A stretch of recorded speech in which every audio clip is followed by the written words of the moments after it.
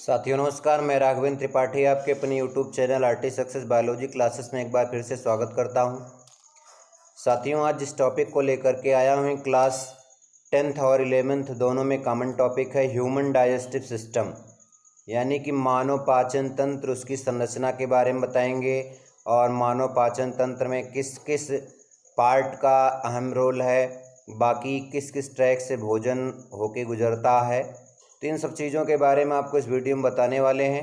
आपसे रिक्वेस्ट है कि अगर आप हमारी वीडियो पहली बार देख रहे हैं तो आप प्लीज़ सब्सक्राइब करिए चैनल को, बेल आइकन को दबाइए और अच्छा लगे वीडियो तो लाइक करिए, शेयर करिए, कमेंट करिए। तो चलिए साथियों स्टार्ट करते हैं वीडियो को। तो आज का जो टॉपिक है ह्यूमन डाइजेस्टिव सिस्टम यानी कि मानव पाचन तंत्र। मानव पाचन तंत्र यानी कि इसको हम क्या और बोल सकते हैं, स्ट्रक्चर ऑफ एलिमेंट्री कैनाल या आहार नाल की संरचना, जो क्लास 10th के दृष्टिकोण से बहुत महत्वपूर्ण है और बाकी कंपटीशन की दृष्टि से भी बहुत महत्वपूर्ण है। तो देखेंगे इसके अंतर्गत कौन कौन से पार्ट आते हैं। जैसे ये आपका मुख है, ये मनुष्य का मुख है, हमारा आपका मुख। और मुख के अंदर जब हम खोलते हैं तो एक कैविटी पाई जाती है जिसको ओरल कैविटी या मुख गुहा कहते हैं। बाकी आगे बढ़ते हैं तो होता है लार ग्रंथियाँ। आपको पता होगा जब हम भोजन डालते हैं तो लार सलाइवा स्रावित होता है। तो लार ग्रंथियाँ 3 जोड़ी होती हैं, जिसमें से 3 होती हैं मुख्य रूप से जोड़े में होती हैं। जैसे पैरोटिड होता है, सब मैग्जिला, सब मैंडिबल होता है। तो दोनों तीनों जो होती क्या है, जोड़े में होती है। और आपको पता होना चाहिए सबसे बड़ी जो लार ग्रंथि होती है वो पैरोटिड होती है। तो यहाँ पर देखेंगे पैरोटिड ग्रंथि ये है जो कान के तरफ होती है, बाकी सब लिंगुअल और सब मैग्जिलरी ये दोनों दांत के पास जिह्वा के नीचे होती हैं। इतनी बात आपको समझ में आ रही। आगे देखेंगे ये आपका क्या है, फेरिंग्स है, ग्रसनी। यहाँ से भोजन आता है तो ग्रसनी से होते हुए गुजरता है, फिर आके पहुँच जाता है ईसोफेगस में। ईसोफेगस जो आपकी सीधी नालवत संरचना होती है। इसके बगल में आप देख रहे होंगे रेस्पिरेटरी ट्रैक है, यानी कि श्वसन पाथवे आगे चल के फेफड़े में, लंग्स में जुड़ जाता है या ट्रैकिया बोल सकते हैं। तो उसको हम डिस्कशन यहाँ नहीं करेंगे, रिस्पायरेटरी सिस्टम का पार्ट है। तो बाकी देखेंगे ईसोफेगस से भोजन चलता हुआ यहाँ आया स्टमच की ओर। स्टमच से पहुँचने से पहले क्या होता है, वाल्व होता है जिसको कार्डियक इंस्फिंक्टर बोलते हैं।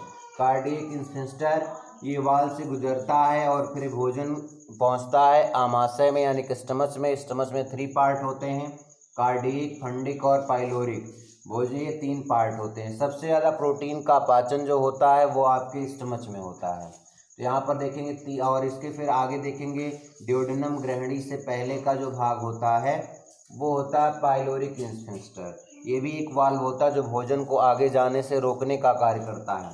तो यहाँ पर आपको पता चल गया कि स्टमच में कौन कौन से भाग होते हैं, cardiac sphincter, cardiac, fundic, pyloric. तो बीच का भाग होता है फंडिक होता है। आगे देखेंगे भोजन यहाँ से फिर गुजरता है, पहुँच जाता है ग्रहणी में, ड्यूडेनम में, और ग्रहणी में पहुँचता है। ग्रहणी जो होती है यू शेप की होती है। कैसी होती है, यू शेप्ड की। और जो हमारा आमाशय होता है यानी पेट जो होता है वो जे शेप का होता है। कैसा होता है, जे शेप का, जे शेप का ये होता है।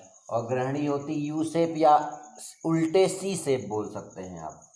आगे देखेंगे ग्रहणी से होता हुआ यहाँ से ग्रहणी में तमाम जैसे बाइल डक्ट के माध्यम से बाइल जूस आता है या पैनक्रियाटिक जूस आते हैं, इसी यहीं पर सब मिलते हैं। सबसे ज़्यादा यहाँ पर ड्यूडेनम में फैट का डिपोजिशन होता है। आगे भोजन यहाँ से बढ़ता है तो ये आपकी देख रहे हैं पत्ती के समान संरचना होती है, लीफ लाइक स्ट्रक्चर होता है पैनक्रिया, जिसको आप अग्न्याशय ग्रंथि बोलते हैं या मिक्स्ड ग्लैंड बोली जाती है। ना तो एक्सोक्राइन होती है और ना ही इंडोक्राइन होती है, दोनों जैसा व्यवहार करती है। लीवर आप देख रहे हैं, लीवर यकृत, जिसको ये हमारे बॉडी की लार्जेस्ट ग्लैंड होती है, कई बार कंपटीशन में पूछा हुआ है। बाकी आगे देखेंगे इसी में एक उभरी हुई संरचना दिख रही है गुब्बारे जैसी।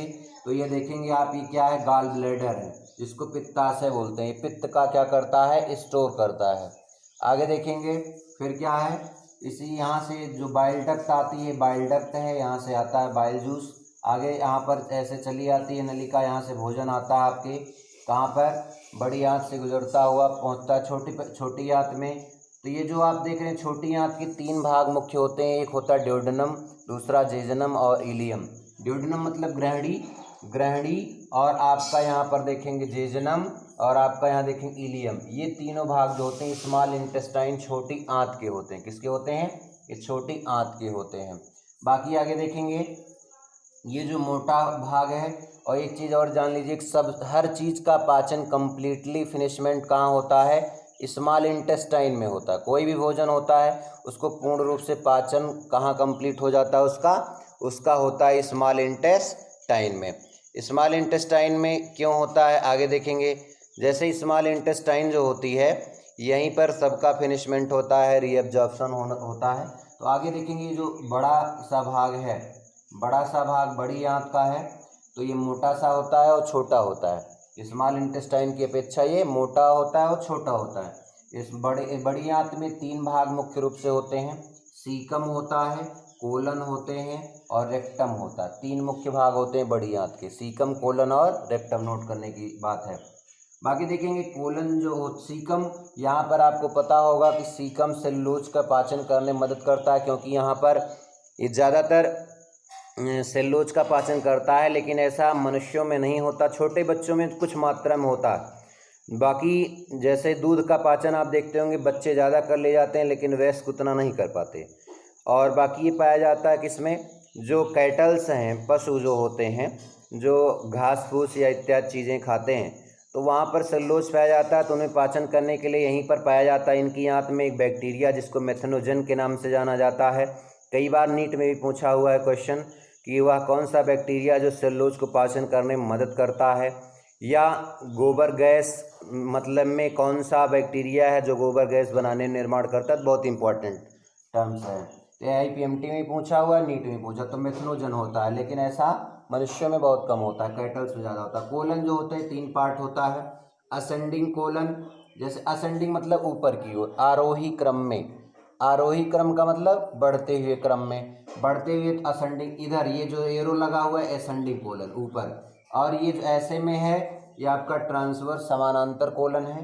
बाकी जो ऐसे है ये डिसेंडिंग कोलन, यहाँ पर डिसेंडिंग कोलन, यानी आरोही, समांतर और अवरोही 3 प्रकार के कोलन होते हैं।